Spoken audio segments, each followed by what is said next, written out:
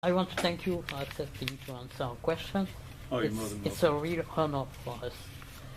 So, Thank you. okay, so my first question is you worked on The Killing Joke with Alan Moore, and I want to know, have you already seen the adaptation, the animated adaptation, or did DC just No, no, I didn't no. realise it was animated. I think the thing that I found, like when I was doing The Watchmen and when I was doing The Killing Joke, they hired me solely as the colourist, so I didn't have any interest, financial or otherwise, for what they did with the story, because I was just a work for hire. Subsequently, it's changed for the Watchmen, but The Killing Joke, you know, Batman character completely owned by DC Comics. So I think one of the problems is when they do anything they want, like they recoloured or Brian recoloured the Killing Joke the way he wanted it originally, and I was brought in because I'd proved I could colour someone else's work. Brian is a very slow, very meticulous artist, so they needed someone who could actually turn it around and do it in deadline, you know. So it was, but I haven't seen it animated. Does it look good? Yeah, I think it's okay. I'm not quite sure if it will be as powerful as. Oh, it's not been translated into French and put in Europe at all? I didn't. No. I don't think they have yet. They do it like a year or so after, but Yeah. not directly. I know it's like DC now have their own TV channel, so they're obviously exploiting so many different things. You know, they did an animation, stop motion animation of The Watchmen. Yeah. I've seen, and I think they did the. I'm not sure if that was separate to the movie, but I know they did Tales of the Black Freighter, and put it in the extended cut, which was really nice. In the Ultimate Cut. Yeah, I mean, I was just so impressed by, considering they were just using Dave's artwork and then just animating it digitally. I think they did an incredible job. They obviously invested so much time in it that it actually works. I mean, it seems mad to like do cutout almost, you know, because you can do so many animation techniques digitally. But I know they wanted to be honest to the Watchmen and Dave's artwork in particular. So, and obviously my colouring, which is quite nice. Speaking of Watchmen, you saw the movie. You liked it? Yes, I remember talking to Yeah, you. that's why I asked. I'm always. Have you watched it yet? I watched it. I didn't like the original version, but the extended cut was way better. Oh, good. So you come round to like enjoying it a bit more than you thought you might have. So. Yeah. I think it's a bit better. Good. I couldn't believe how long it is. You know, I think it's about 3 hours, 3.5 hours with It's all the. 4 hours, I think. 4. Yes. Wow. It's the same for Batman vs Superman. The original cut was 4 hours. Wow. Yes, it's crazy. Speaking of Watchmen, the DC brought back the series with the prequel a few years ago, and you also worked on it. You worked on the Crimson Pirates. So I want to know what were your thoughts on the idea of bringing back Watchmen? They couldn't bring back the original story per se. Alan had put so much in place with Dave, just like, you know, create a history for the Watchmen, which was brilliant. So writers had the opportunity to plunder Alan's ideas. At the time, I spoke to Dave Gibbons to sort of like see if he had any problems with me being involved, because I'm a self-employed freelance artist, so I need to get work, regular work. And if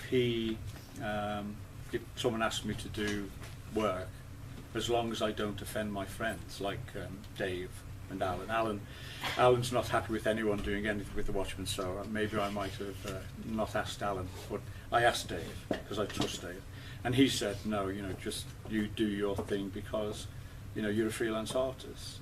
Because I don't know if you know, but Dave did a British character for 2000 AD called Dander.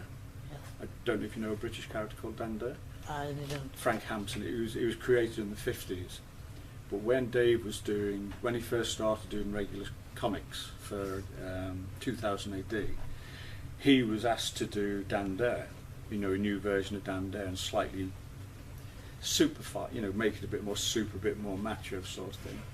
And he asked Frank Hampson, the original artist, and Frank said exactly the same as Dave said to me, you're freelance, people are going to give you work, then as long as it doesn't offend you and I give you my blessing, then go ahead for it. So that's been Dave's attitude all along. Dave has been a great inspiration to me. I mean, he was working a number of years before I came freelance, and seeing his work practices, the way he approaches the job, he actually approaches like a creative employment, but he had like a defined set of hours. He would start at such and such a time Monday, finish at such and such time Monday, and do that all through the week. And because he had a young family growing up, he stopped on weekends. It was a proper creative job for him. And I was very impressed by that, because I know a lot of artists are so driven creatively that they just can't stop working. They will just work until they collapse, and then they'll fall asleep, or sometimes not go to bed at all, and then wake up and carry on working, which is, it might work for some people, but you can only do it for so long. And I wanted to have a long career, and so far, touch wood, I have. I've 30 years I've been doing this, and that's because I believe it's because I've had a defined working relationship with something I love doing. And Dave showed me that very, very early on. This is how you approach it, because he's always said that comics is not a dash. It's not a 100-meter dash. It's a marathon.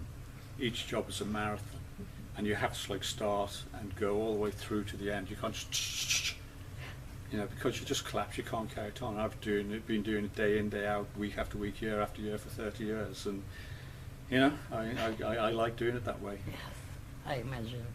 So on all the titles that they released for Before Watchmen, is there one in particular that you would recommend to read, besides maybe the one you made? Crimson Corsair. Of course.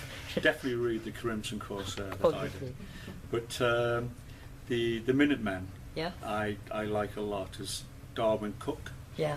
And I think Amanda Connor, I think she did, Darwin Cook and Amanda Connor co-wrote the female character, which was very, very good. I can't remember the one that's Little Laurie. Can't remember which character that is. Silk Spectre?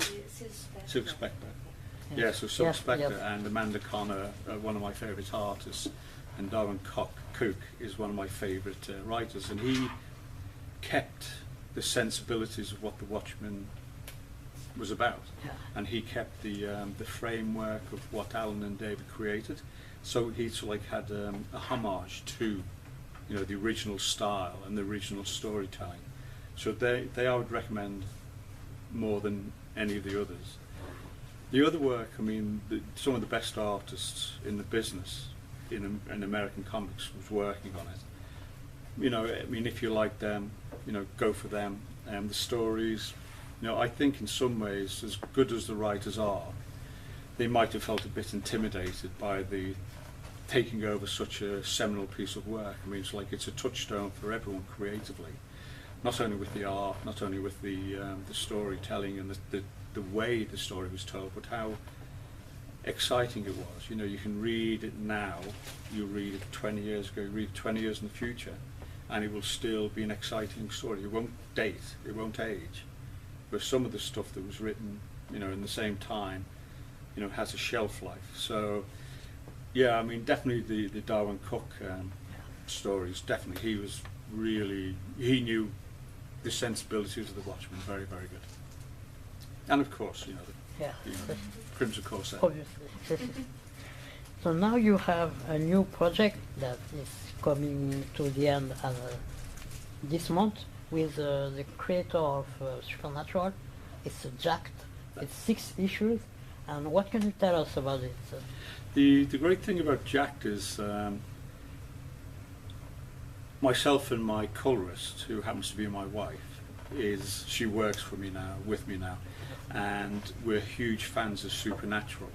So we knew the reputation of Eric for writing stories that certainly appealed to us. And one of the things that we liked about the storytelling that he had, it was just the way his characterization was incredibly strong. And what I liked about working with him on Jack was he brought that sensibility. He told people who write for comics, it's very similar to people who write screenplays. I mean, screenplays, obviously you tell the actors to do so many different things, stage direction and so on. You have to cut a lot of that out and leave it up to the artists to do a lot of that. And Eric actually got it very, very right. I mean, if he hadn't written comics before, he said I couldn't see it, you know, because they were so good. They were so close to what I needed. I mean, my favourite writers, you know, Garth Ennis and John Wagner for Judge Dredd and those guys, and they write a very pared down, very concise script, and you don't need to wade through too many words. Having said that, I mean, Alan Moore wrote much more than you need, but, you know, the story is just so good, and to have someone like Dave, you know, pare it down, you know, you get two geniuses doing the same sort of thing, and you get a brilliant story. But I like the guy who gives me less direction and leaves a lot up to me in direction sense. I mean, he's the storyteller, but I'm the visual storyteller. I felt it was a great collaboration. But the thing that I was very pleased about was I found out when I spoke to the editor when she first rang me, she asked obviously did I know who Eric Kripke was, etc. and so on. Said it was, I was a fan. And she said that he asked for me specially because when he was at college, when he was very young, he used to read Hellblazer, which I illustrated, yes. and he checked to make sure I was still alive, and I am, which is good, and I, you know, got the job, which is brilliant, and we just finished the last issue literally the week before we came out here, so this for us is a holiday. Yeah. You know, we needed a wind down, and thankfully, you know, Laurie and Lorianne and all the other organisers have helped us relax so much.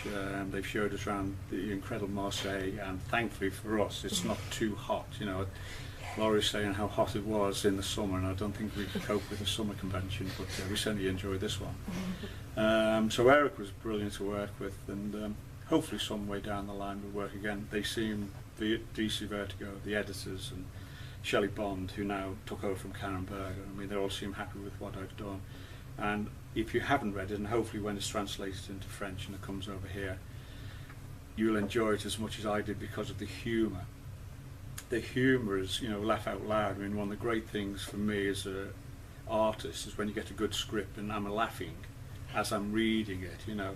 And there's one scene which I really liked a lot, which maybe I'll let you read the book and see it, but it's very, very funny. You know, the foreground, there's two characters having a conversation, banal and boring. And in the background, the female character is mugging someone, you know, to get money to pay to. It sounds complicated and pretty wrong, but it's very, very funny. So definitely check that out. Yeah, I will take a look and see what it's like. Oh, please do, please. Oh, can you read English or? Yes. Oh, brilliant. Well, I'll take the train when it be out. Oh, brilliant. Yeah, yeah. It 3 or 6 months, I don't know. No, it's coming out in June. Ah, okay. Yeah, well, yeah. Really fast turnaround. Ah, that's good. So I'm quite pleased about that because we have so many comics. One of the nice jobs, or one of the nice parts of our job, is the fact that the companies that you work for send you your comics. So we have boxes and boxes of the Crimson Corsair. We've got so many, oh, not Crimson Corsair, it was just every Before Watchmen book, because we appeared in every single one of them. And Sally did the colouring for that as well. And we have boxes and boxes and boxes and boxes, and we can't give them away now because we've got so many collected editions as well. So I'm quite pleased that they, you know, we only worked on like that 6-issue miniseries in one way because, you know, we only get 6 boxes. But I'm looking forward to the collected edition, and that's nice to take around to show people. And I'm very, very proud of it because I was trying something new as well. Because we do the series, Sally and I, for 2000 AD called Grey Suit. And I'm not sure if that's been translated. That's been going for a few years now, but Pat Mills wrote it, the guy who co-created 2000 AD and Judge Dredd. And it's quite political, so and political satire about the British government, so it might not travel, even though it's a secret agent. So we're actually going into that after we've had this little bit of a break, so we're quite excited. It's nice. we had a whole year working on Jacked, even though it's only 6 issues and you get it in 6 months. And it took us probably 18 months for us to finish the whole thing off. So yeah, we need a holiday, I think. It got pretty tight towards the end, but I definitely want to work with Eric again because I like the way he tells the stories, and we seem to have a simpatico. We seem to, conversation-wise, we seem to connect, which I'm very happy about. After your holidays, will you have a new project? Do you have already in mind? Or? Oh yeah. Yeah? Yeah, we will be doing, in the next week or so, we will be starting the Grey Suit, and that'll be 12 issues for 2000 AD, so that's quite a long run. Yes, and then I've got an art book I'm doing. I've got a major exhibition of my work in Liverpool coming up next year, and it's going to be my whole career, and they're going to display all my artwork from all my career, because I've moved around so many times and not very well organised, but I actually did manage to keep all my artwork, so I don't usually sell much artwork. So I've got 30 years of art, from the very, very early stuff to the very, very Jacked. So I've got 1,443 pieces of original artwork in my studio, so I'm just dreading it's going to burn down one day, and I shouldn't tempt fate saying that. So we have and they can only show something like 200 pieces. But what I want to do, and it's going to be published by Liverpool University Press and distributed by Oxford University Press, which is Oxford University Press is worldwide. So they'll distribute it in North America, which is obviously a great opportunity to get to one of the biggest English-speaking markets in the world. So you never know. I might be a well-established author, and next time I speak to you. I will check around your next work.